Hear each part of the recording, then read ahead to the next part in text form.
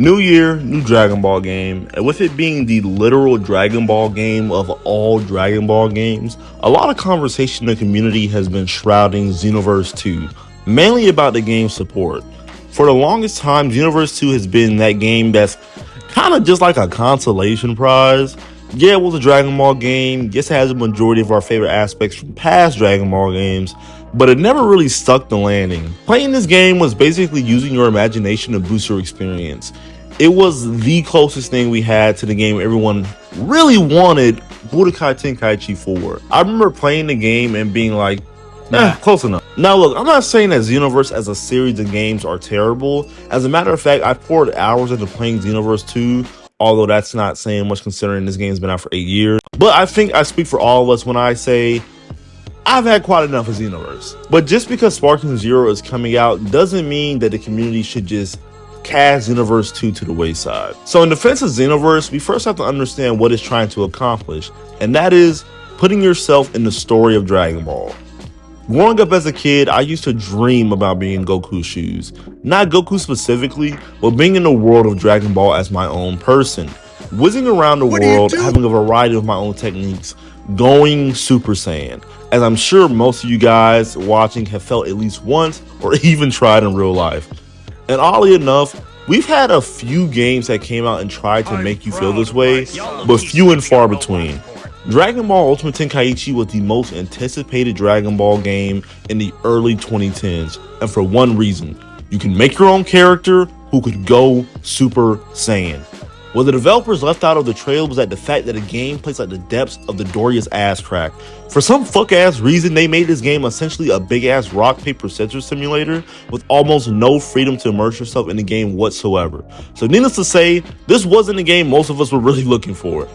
But then in 2015, we had Dragon Ball Xenoverse 1, which was advertised as the first true Dragon Ball RPG we've all been waiting for.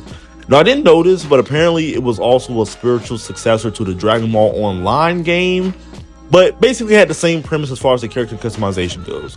But in Xenoverse, the timeline has been altered, and as a member of the Time Patrol, an organization that keeps history in check, your character goes back during iconic moments in the Dragon Ball Z saga and stops any interference. So to take you back to 2015 as a Dragon Ball fan, the last time we had a true 3D arena fighter was Raging Blast 2, which was 5 years prior.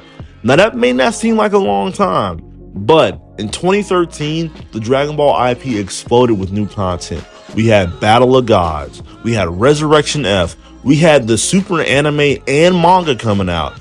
And on top of all that, we had two brand new transformations, Super Saiyan God and Super Saiyan Blue. The fandom was in an uproar. And when word of a brand new game was coming out, and you could make your own custom character who can transform into these new levels of power, albeit with many updates, Xenoverse had cemented itself as the ultimate Dragon Ball power fantasy. And with many more transformations to come from this franchise, Xenoverse was here to stay. You had Frieza's Golden form, you had Potential Unleashed, you had Super Saiyan Blue Evolved, you had Beast and Ultra Instinct. The two most powerful forms in the franchise to date were at the tips of your fingers.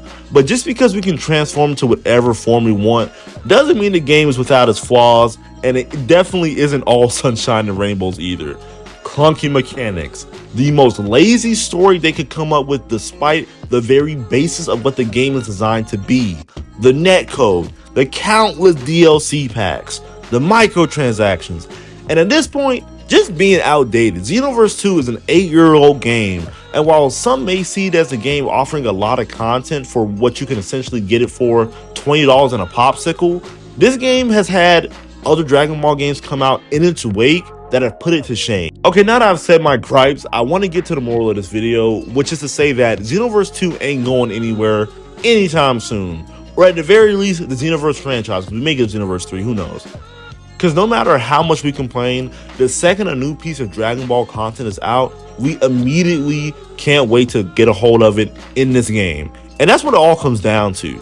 Xenoverse gives us the tools to put yourself in the world of Dragon Ball that no other game has done or gotten even close to.